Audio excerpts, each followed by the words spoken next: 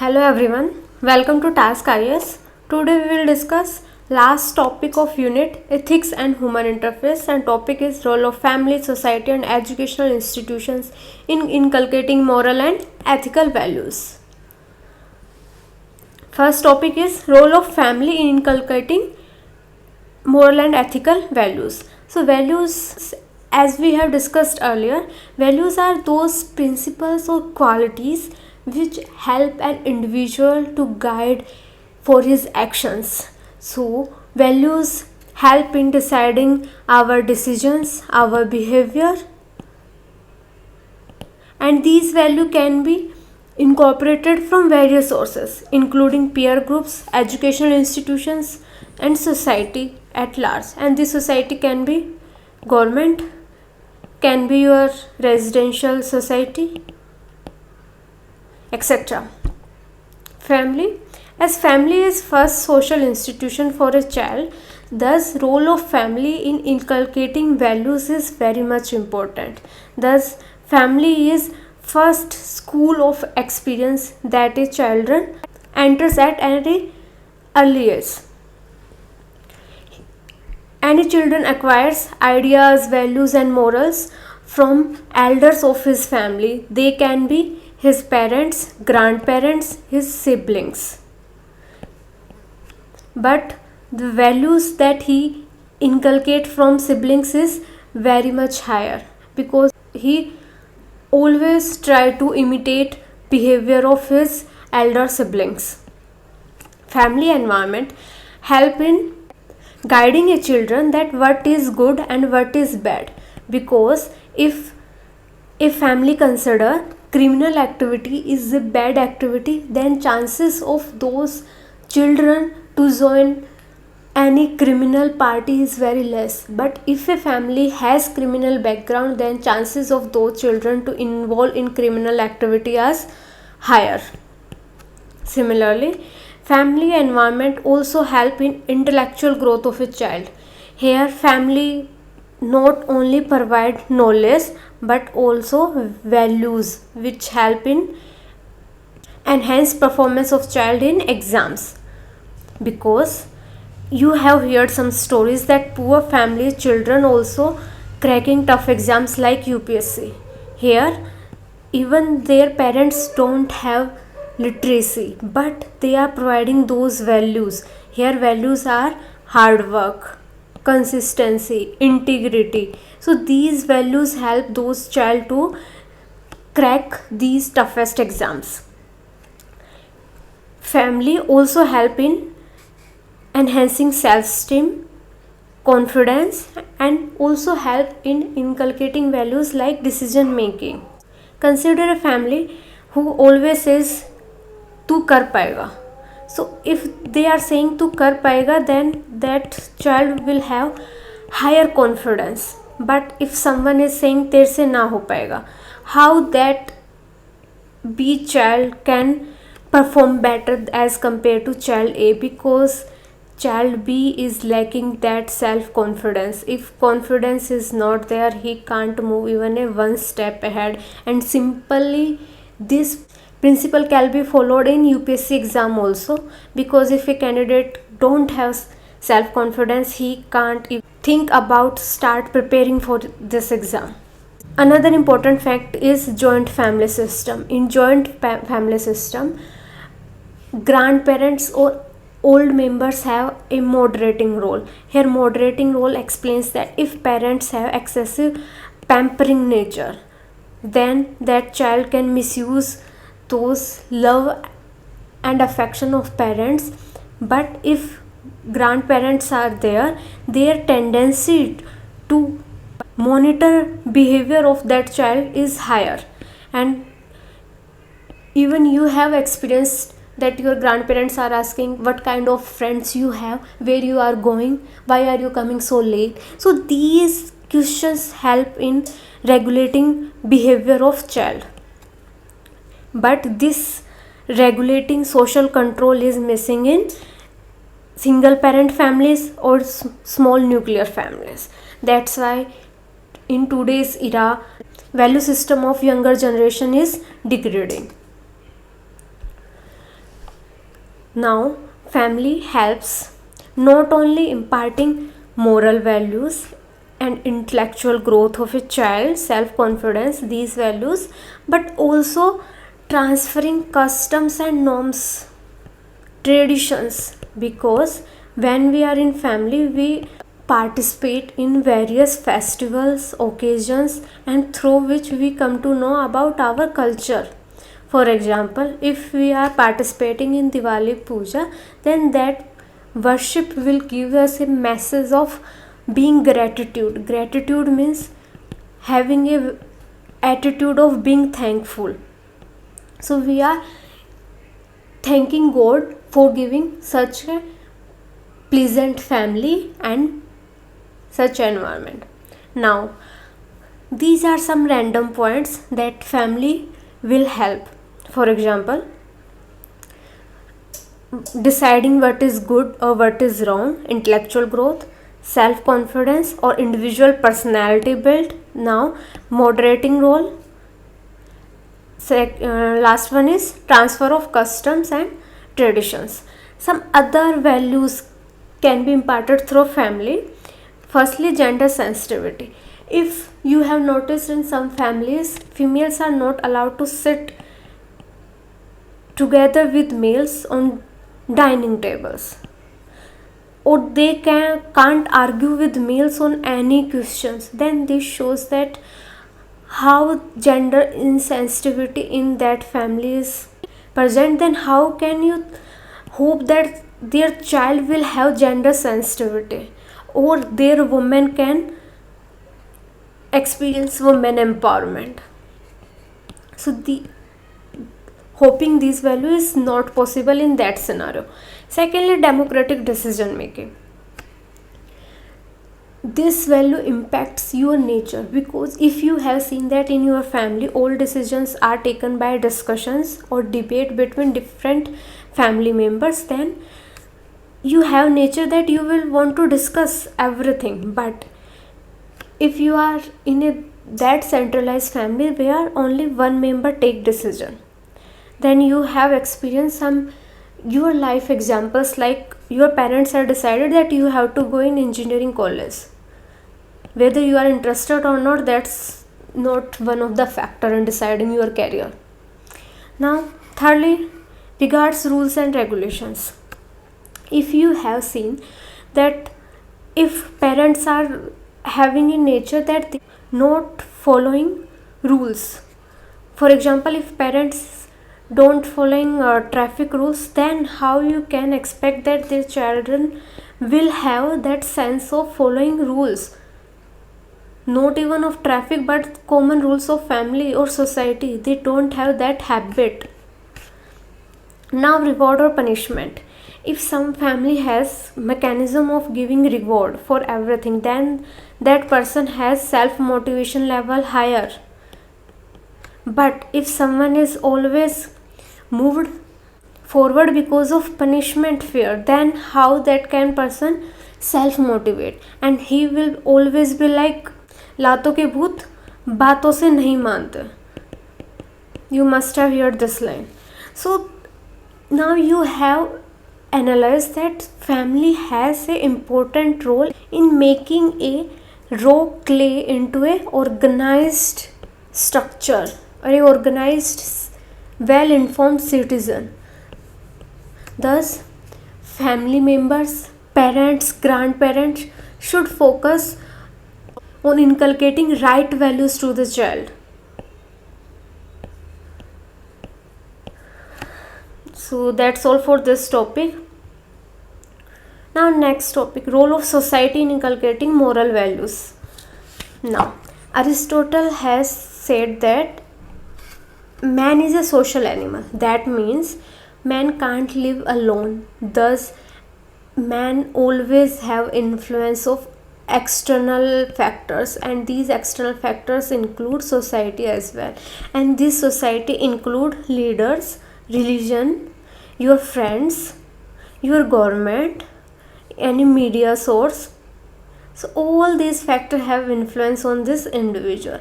Family is a closer part but after that there are a lot of other factors, and these factors are including in definition of society.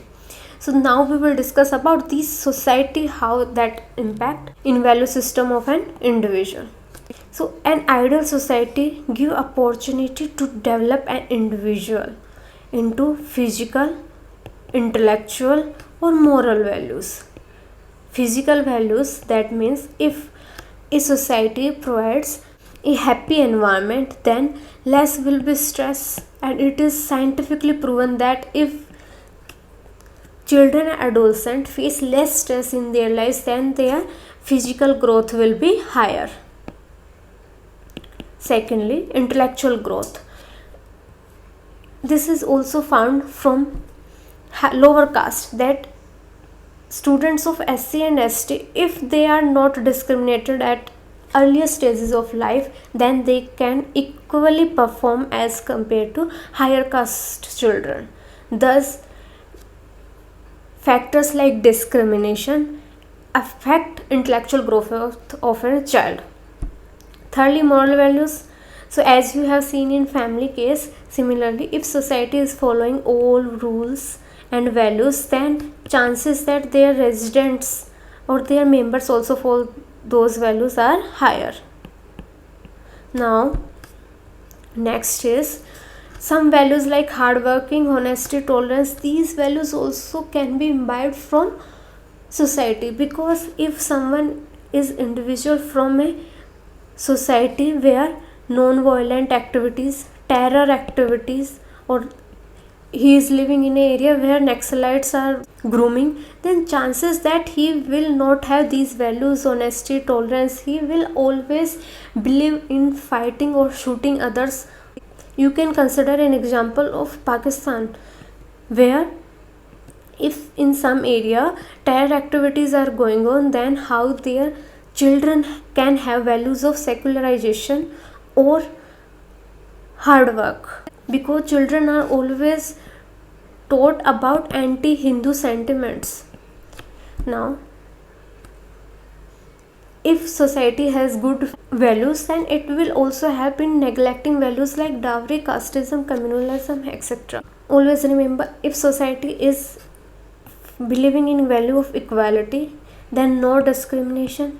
If no discrimination, then no feeling of revenge, then there will be no violence. Secondly, if no discrimination, for example gender discrimination, then all members have chances of equal development.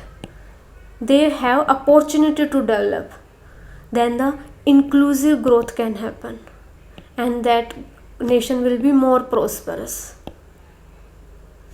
Thus, social tensions or unrest, these will be less in a society, because if everyone is happy by inclusive development, then who will resent? There will be no one who to resent. Similarly, society help in developing values like discipline as well as intellectual growth of child, because if society has good leaders to follow, then children have someone as a role model to follow. Similarly, other values like justice, equality, these values can be correlated from above points only. So we have seen now role of society in inculcating moral and ethical values. Now next topic is role of educational institutions in inculcating values. As children grow from family, he moves another social institution, that is educational institutions, schools. In family, he has a close loop where family members have similar culture and similar pattern of behavior mostly. But as children enter in school, there are a lot of people. That means firstly the large number of people he have to meet. Secondly, diversity is very high. So importance of school in inculcating values like tolerance, acceptance, socialization, these values will be higher. So Through schools, we can learn some values. Firstly, from curricular activities, how a student can inculcate values from curricular activities. Firstly, past values, because if in schools we are teaching history, then some Gandhi's values like truth and satyagraha, these values will be studied in history books. Then past values can be transmitted from old generation to younger generation. Secondly, socialization. As I have earlier explained, school is a larger social group with large diversity, then socialization factor will be higher as compared to family. Now inculcating discipline, because in family we have more flexibility, but in schools children have to wake up early in the morning, have to reach school on the time, there will be proper timing for prayer, for recess. Then these values help in inculcating discipline. Later, more diverse view, because I have earlier explained family has similar culture, but in school there is diversity of opinion, because all children have diverse backgrounds, thus more diverse views, and these will help in inculcating values of tolerance. Similarly, by curricular activity, if we are studying a large number of thinkers on a same topic, then these values can be inculcating by curricular or a book also. Now problem solving abilities, especially some subjects like maths and sciences, they have larger tendency to develop this problem solving ability. And in our education system there are continuous exams or routine tests that also help. Then love for country, because we have habit of Jan Gan Man, national anthem is singing in early morning. Similarly, freedom fighters, their stories are included in textbooks. That's why children also inculcate values of love for country and respect for our national emblems. Now, some educational institute also inculcate values through co-curricular activities. Firstly, physical values. If someone is in sports, someone is in NCC or yoga, swimming, exercise, then his fitness will be higher, and he has more value to remain fit and to remain active. This will help in healthy lifestyle in later life. Now the psychological values. If children is coming from a homogeneous background and now is coming into a diverse background, and especially in co-curricular activities we have children from diverse academics. Now if we interacting in so much diversity, then his psychological growth will be higher. He has values of like self-control, courage, because he have to speak up in a large number of groups. He has control where he have to accept others point of view. Now civic values. If someone is a monitor in a class, then he has some leadership values, and other students had voted for this monitor, then they also understand values of a value and importance of vote. Thus civic values are also imparted in school.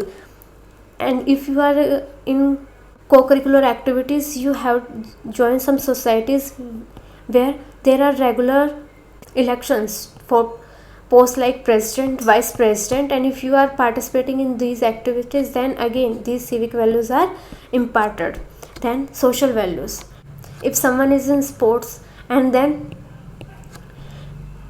one of your friend is got injured, then he has developed then compassion, sympathy for others.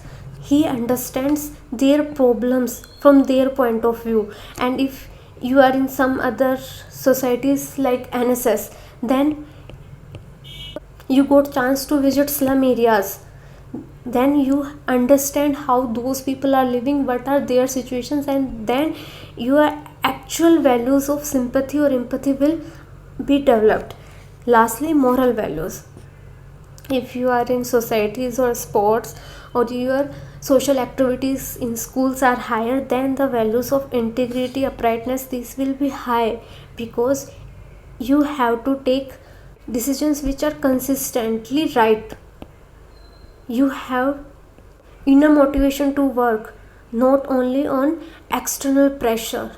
So these factors help in inculcating these values. Now, last is role of teachers. Teachers are those role models which a student follow in his early life, in later life also.